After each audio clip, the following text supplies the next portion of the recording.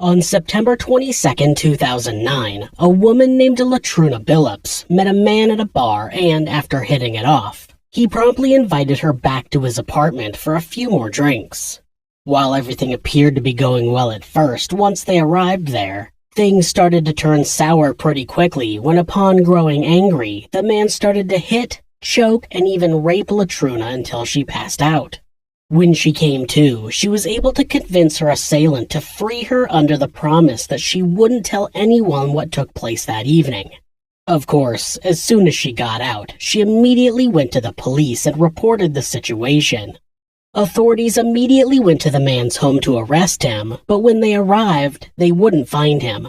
Instead, they found something far more sinister: the remains of 11 women. This is Monsters.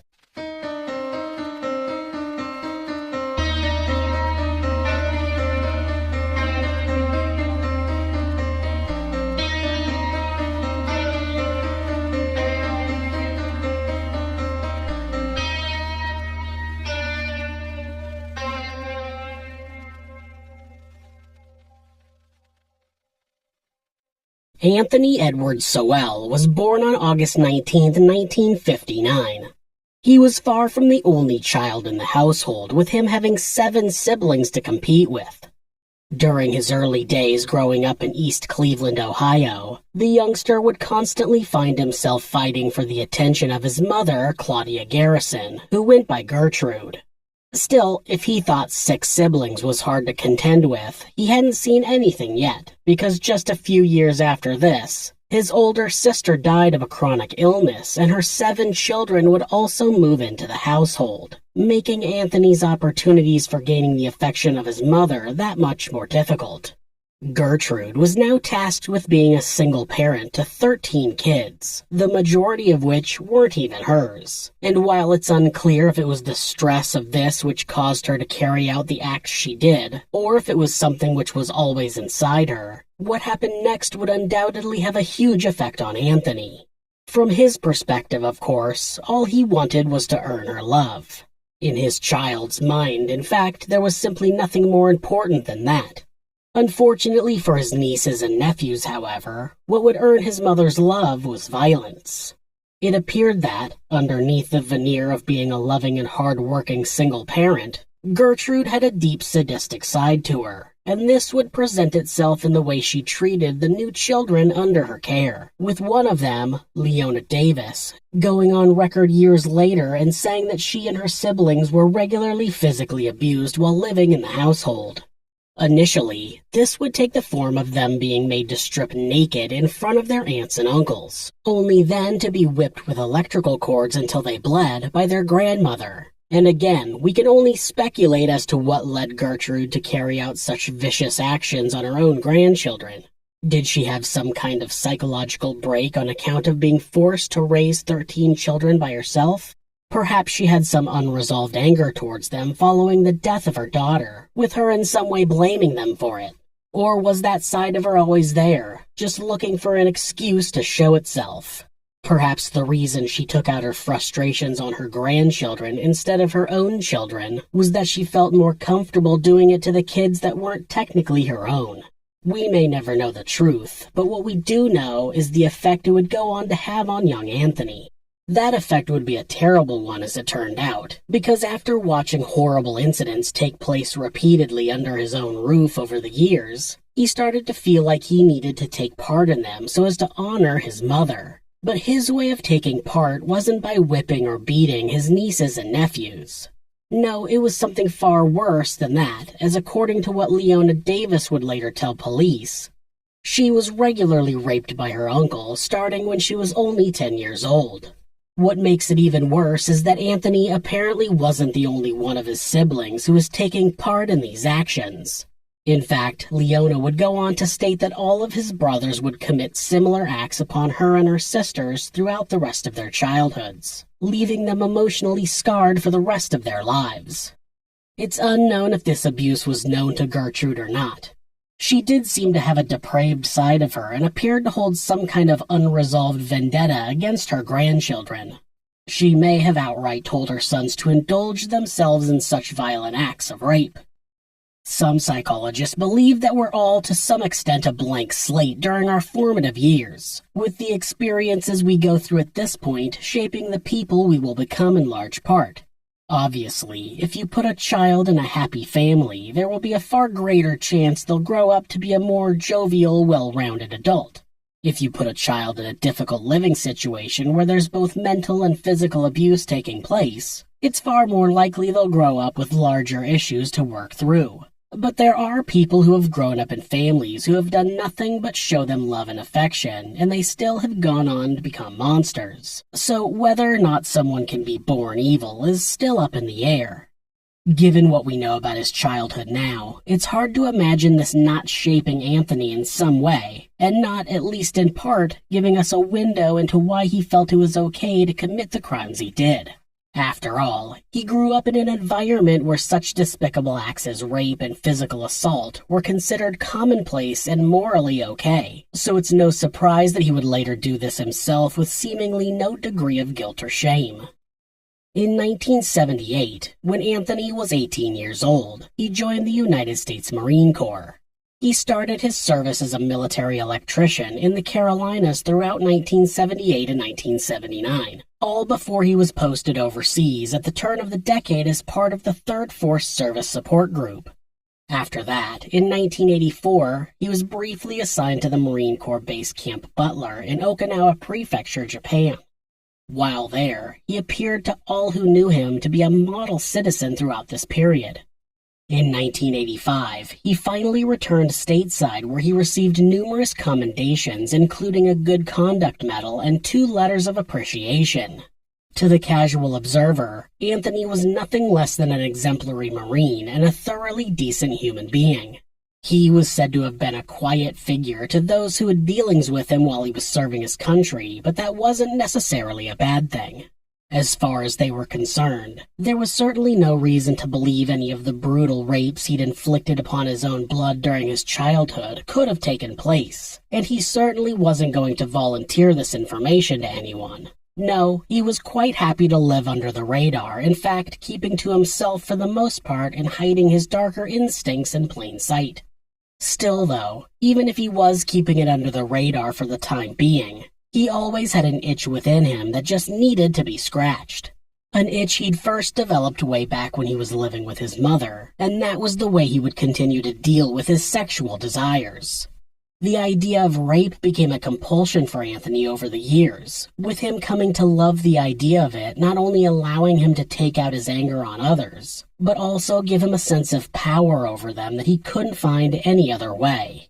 On top of that, with the man who would later go on to become known as the Cleveland Strangler clearly enjoying the sexual aspect of the whole thing too, he started to become more and more fixated on it as he moved further into adulthood, with him eventually deciding he couldn't hold it back any longer, as by 1989, he began seeking out unwilling and unsuspecting victims, at least as far as we know. There has been speculation that Anthony was committing his crimes even earlier than that, but there's no solid evidence to prove it. The identity of Anthony's first known victim has been kept private on account of her not wanting to be publicly associated with Anthony Sowell, but what we do know is what he did to her, as it's a matter of police record. For anyone who knew the former military man in passing at the time, such information must have come as a shock. That being said, for his niece, Leona Davis, it was all too familiar. It's reported that Anthony picked up the unnamed woman while out on the town one night, with him eventually inviting her back to his home for a few more drinks. Sound familiar? Of course, he already had a modus operandi which was being developed here, and so once back at his house, things would quickly turn sour when he bound his victim's hands and feet with a tie and a belt, all before then proceeding to gag her with a rag. After that, he began choking his victim until she was just about to pass out. Then, once she was in such a helpless state, he started raping her in a similar fashion to the way he'd done to his niece years prior. What made this incident even worse, if that's possible, is that the woman he assaulted on that night was 3 months pregnant, suggesting that Anthony had no sense of morality at all by this point in his life. Sure, sexual assault on anyone is unforgivable, but to rape a pregnant woman, well, that's another level of evil entirely. In what might be the only silver lining of the situation, however, he would not murder his victim here. Instead, she managed to escape and report the whole incident to the police. For some reason, maybe not entirely surprising in many areas, it would take the police a very long time to investigate this attack, and perhaps feeling like he had gotten away with it, not knowing that the investigation was ongoing, Anthony would feel emboldened to continue indulging in his desires from there. A year after that incident, he did the same thing again, this time going to a local Cleveland woman's home after she invited him back, and then proceeding to choke and rape her as he had done before. Despite him being arrested at this point, the police were ultimately unable to convince the woman to testify. This is not entirely uncommon with rape victims. Perhaps she was too scared to get on the bad side of her assailant again, fearing later repercussions if she did. Maybe, like the victim before her, she just didn't want to go public with what had happened. It's also common for a rape victim to suffer serious personal attacks by the rapist's defense attorney while on the stand, in an attempt to convince the jury that the victim was actually a willing participant, and even implying that the victim is a slut. Many rape victims want to try to move on with their lives without being subjected to more unnecessary trauma. Whatever the reason, it appeared to be another stroke of luck for Anthony and proof to him that he could get away with whatever he wanted to. Except that dream wasn't going to come true, because by this point, the police had finally gathered enough evidence to be able to charge him with the assault from the year before. With a triple combo of charges placed against him of kidnapping, rape, and attempted rape. Anthony would deny the first 2 charges, though, claiming that the first woman had gone back to his apartment willingly and that he hadn't been successful when he attempted to force himself upon her. That said, he pleaded guilty to attempted rape, and as a result would spend the next 15 years behind bars in a local prison complex. To take a step back, though, his argument against kidnapping was not entirely valid. Kidnapping does not mean he forced her to go back to his apartment. Anytime you restrain someone and they're unable to leave of their own free will, that's still considered kidnapping, even if they arrived at that location willingly. The charge likely got dropped as part of the deal. While Anthony was locked up, Cleveland investigators had been desperately trying to solve 3 separate murder cases which had happened all around the same time as each other under similar circumstances. The first one had occurred on May 27, 1988. 2 years before Anthony's conviction, and 1 year before he choked and raped who is his first known victim. Rosalind Garner was found strangled to death at her home on Hayden Avenue in East Cleveland. The second victim, Carmela Prater, would also be found dead in a nearby abandoned building on First Avenue after being violently beaten, with this taking place 1 year later on February 27, 1989.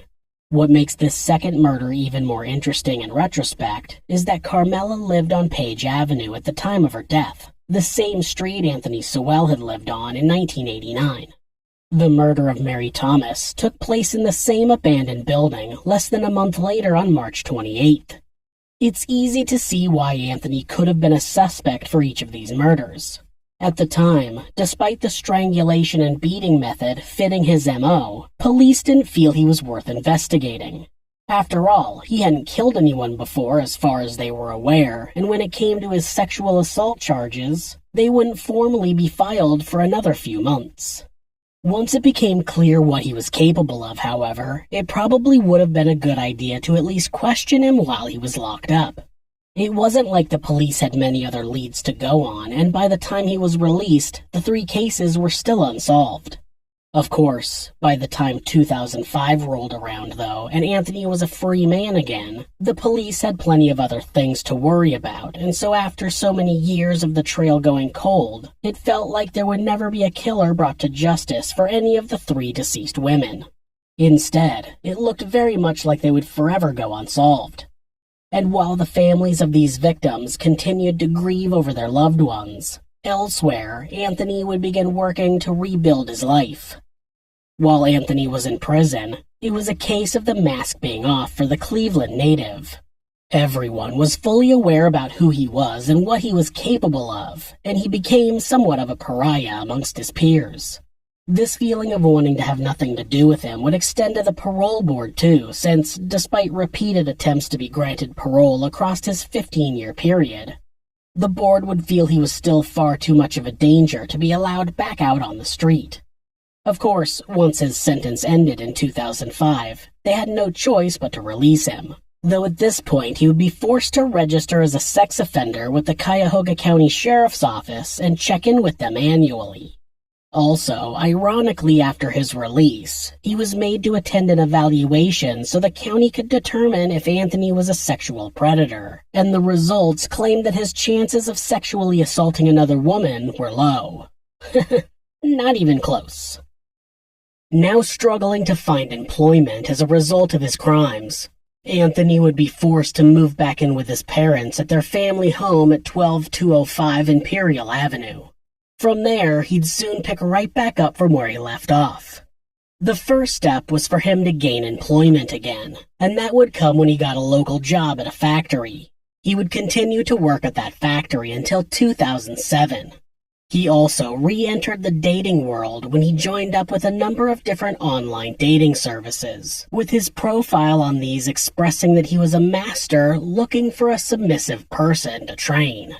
It seemed like he was quickly falling back into his old patterns again when it came to his sexual interests. And of course, I understand that BDSM is a very safe practice to take part in if both partners are consenting and on the same page. But in the case of Anthony Sowell, it should be pretty clear by now that his desires would always be more than what anyone would want to consent to. Living a normal life upon his release from prison was never going to be for him, and when he eventually realized this, it wasn't long before he left his job at the factory and began collecting unemployment checks. Many people who lived in the area claimed he would earn extra money on the side by selling scrap metal. Of course, as we know now, he was doing far more than that, and the first clue to what was going on would come in June of 2007, when one of his neighbors called City Hall to complain about a foul smell coming from somewhere in the neighborhood. The smell was so bad, in fact, she reportedly thought it was either the result of a dead animal or even worse, a dead person. And though this report was never followed up on, it's pretty clear now that what the neighbor was smelling was the latter.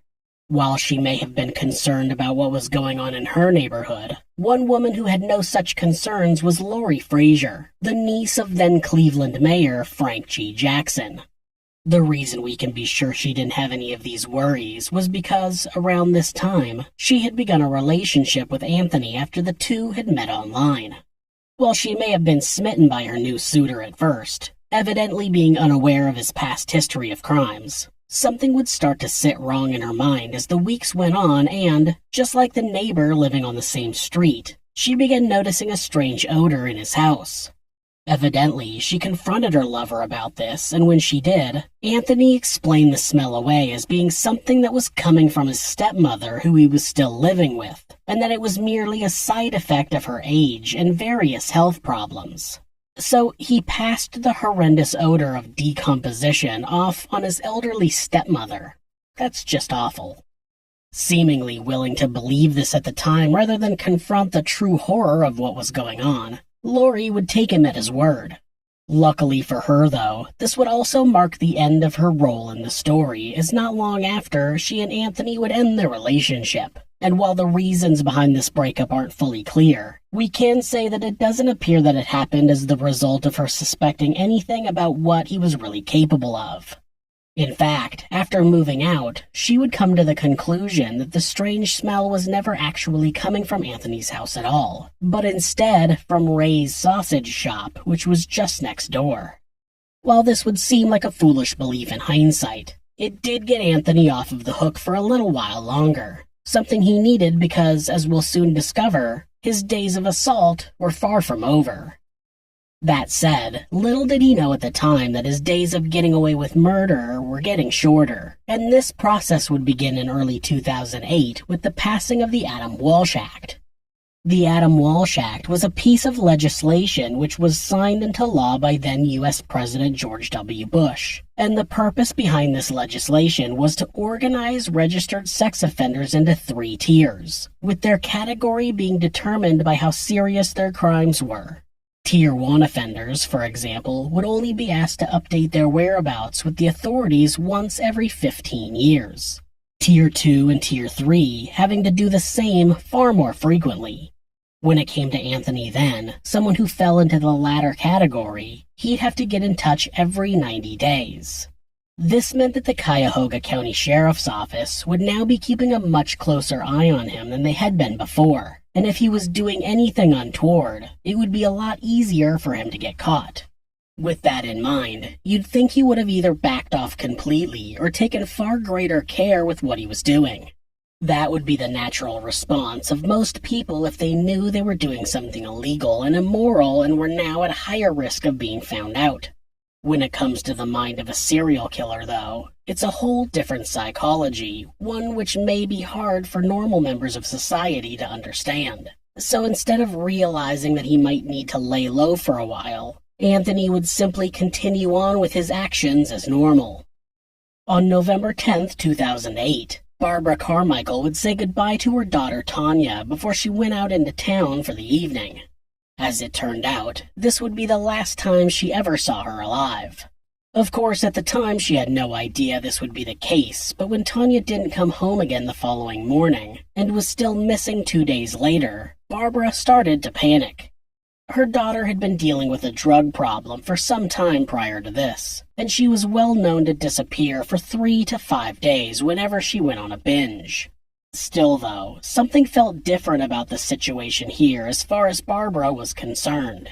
Following her gut, she went out looking for Tanya, even coming across her abandoned car parked near East 11th Street and Kinsman Road.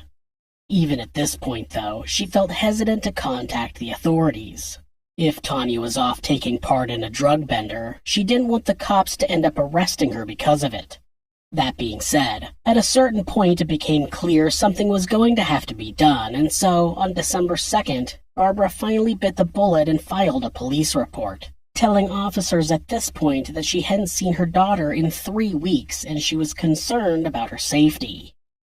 Meanwhile, as all of this was playing out, just 6 days later, a bleeding woman ran up to a police car at the now familiar East 116th Street and Kinsman Road and told him that she had been kidnapped and assaulted by a man named Anthony Sowell. Unfortunately, though, after they subsequently went to his house and arrested him, he would walk away scot-free when, once again, the woman refused to press charges. After such a close call, you'd think that this would finally be the point where Anthony would slow down for a while, but as we've already established, this was not the kind of man he was. In fact, it's not unreasonable to believe that these near misses may have even spurred him to go even further, with the power that came with knowing he was doing it right under everyone's noses, exciting him in a number of ways. There was no such excitement from law enforcement as they were tasked with the particularly difficult job of locating Tanya Carmichael, and no matter how many homes they searched between East 116th Street and East 120th Street over the next few days, there was no sign of her. No one had seen or heard from her, and of those who weren't familiar with the girl, no one recognized a photo either. So, thinking that maybe they'd have better luck elsewhere, the cops combed every local bar and motel in the area, hoping for some sign of the missing person. But that would prove to be fruitless too, leaving them to spend the next 7 months chasing their tails as they waited desperately for any new leads to present themselves. On September 2, 2008, before Tanya had been reported missing, Anthony arrived at the Cuyahoga County Sheriff's Office for his scheduled 90-day check-in, with him at this point confirming his personal details, including his place of residence. 20 days later, as part of their standard operating procedures, the police paid a surprise visit to Anthony's home so as to confirm he was still living there, with him answering the door at this point and speaking to the officers. Of course, they didn't enter the house, because if they had, perhaps what happened next would have been avoided. Apparently feeling like he was still untouchable following a police visit to his door which brought no negative consequences, Anthony decided to go out into town that night where he met a young woman named Latundra Billups. The soon-to-be-named Cleveland Strangler would invite Latundra back to his house to drink malt liquor, an invitation which she readily accepted. Once they got back to his house, he proceeded to choke her with an extension cord and rape her until she passed out. Of course, when she woke up, she understood immediately the danger she was still in, so she offered her captor $50 and a promise that she wouldn't report him to the authorities if he let her go. And in perhaps his ultimate act of hubris, Anthony actually believed this and took her at her word, letting her go free and sparing her the same fate of so many of his other victims. After that, like any sensible person, she immediately went to the police and told them what had happened to her.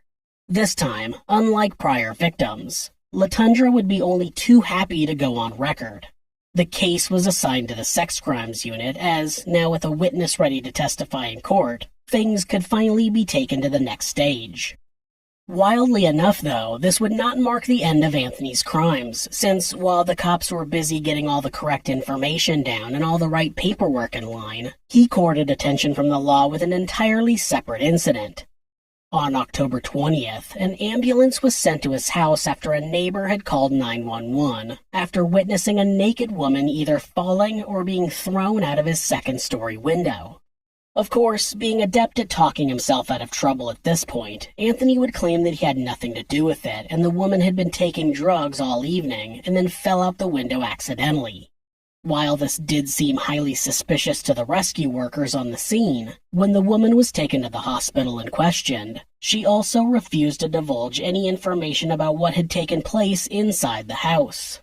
Even when they were so close to catching him, Anthony seemingly had the ability to keep his victims quiet and, as such, had no intention of keeping a low profile.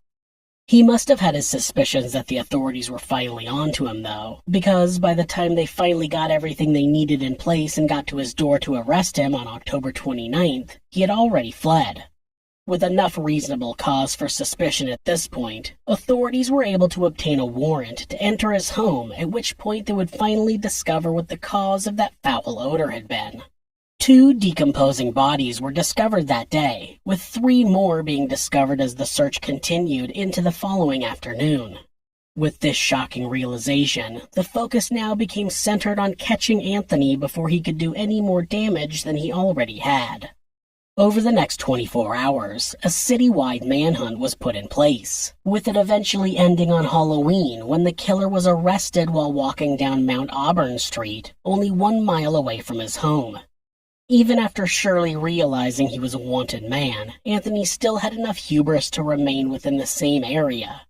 Of course, it was this same hubris which had ultimately proved to be his undoing, as after he was fittingly caught on the most demonic day of the year, police would uncover the remains of a further 6 bodies in his home, most of which were buried in his backyard. And, as her mother Barbara must have feared once the news of the situation initially came to light, one of those women would indeed prove to be Tanya Carmichael, with her being amongst the 8 victims whose death came as the result of strangulation.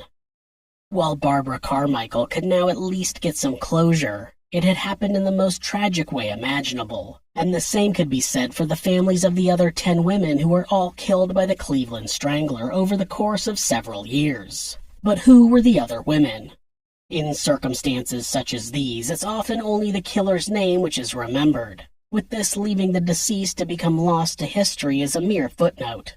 Aside from Tanya Carmichael, there was Talacia Fortson, Tishana Culver, Nancy Cobbs, Michelle Mason, Crystal Dozier, Imelda Hunter, LaShonda Long, Kim Smith, Janice Webb, and Diane Turner.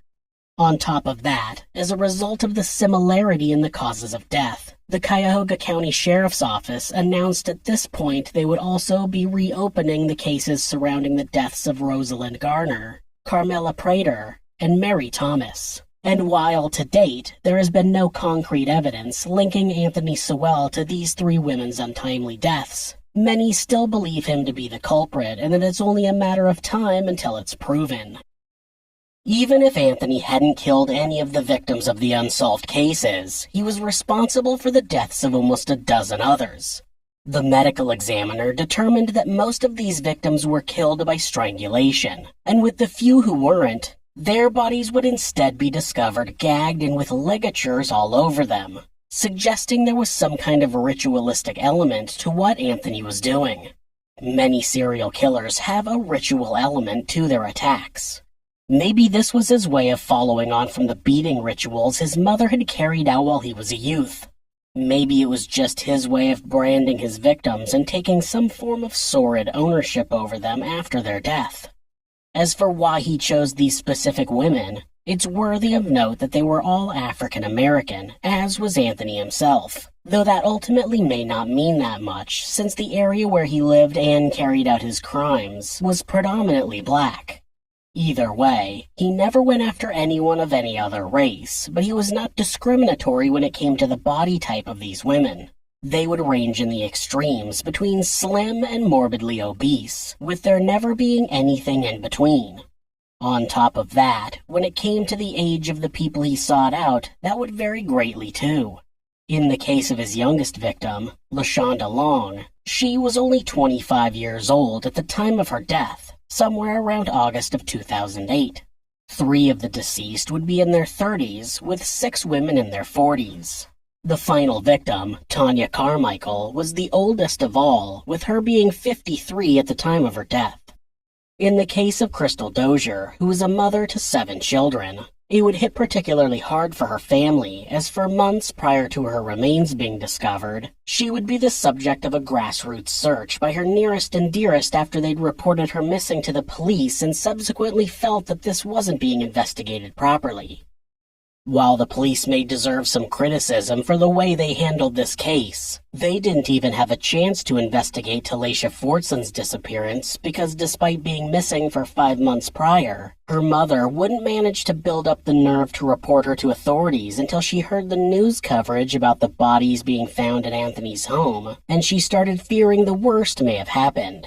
In the case of Imelda Hunter, her disappearance also wasn't reported until after the police had begun uncovering bodies at Anthony's house. Despite the fear that there's a pretty good chance there are still more murders that could yet be proven to be his doing, as well as some others we may not know about, the fact was that, with 11 confirmed bodies found on his property, there was already more than enough evidence to put Anthony away for life. Immediately upon his arrest, the state began criminal proceedings, and while all parties were awaiting trial to begin, Anthony was held in custody with a staggering $5 million bond being set for his temporary release given the high likelihood he would inflict more damage to the community should he be let back out on the streets.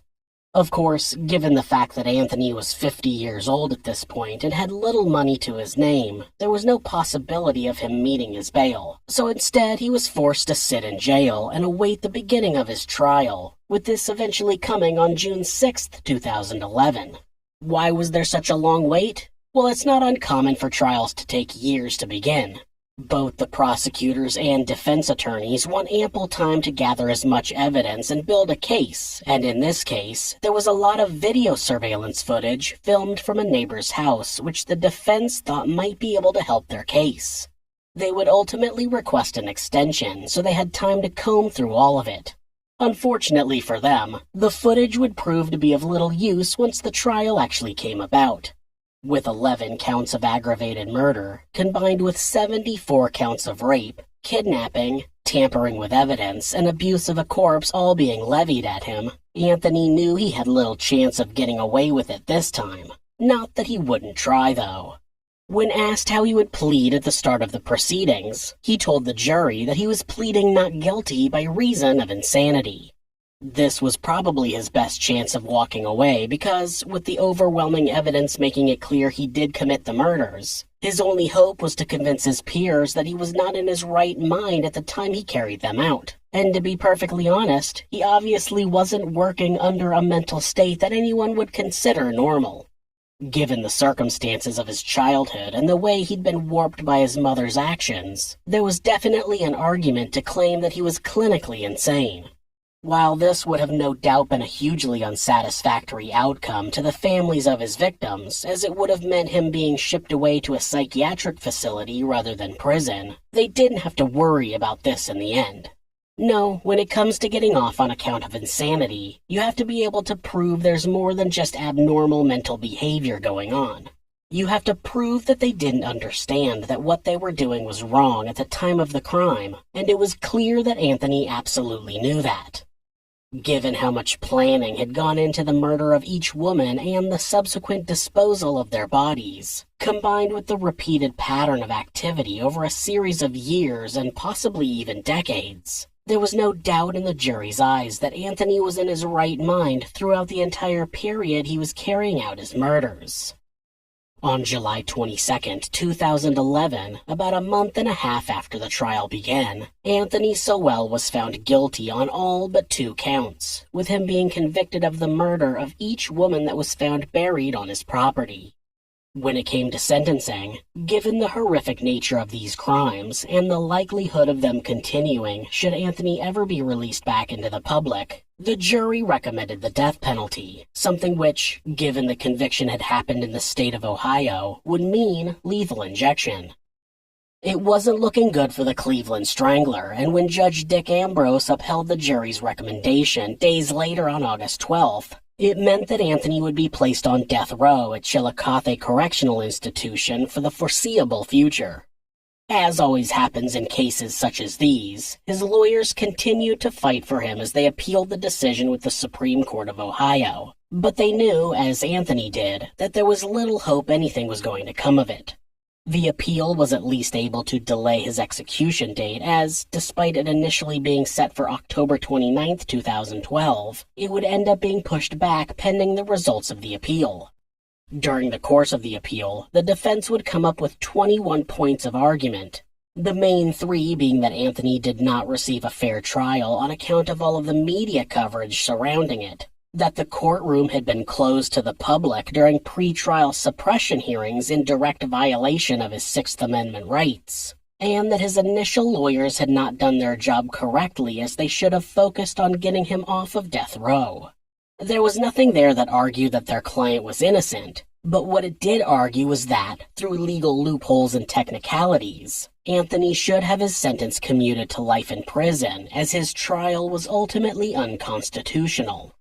This is a very sleazy and highly questionable argument to take given the nature of his crimes, but in defense of Anthony's legal team, they were only doing what they had to do as mandated by their job, whether this was something they agreed with or not.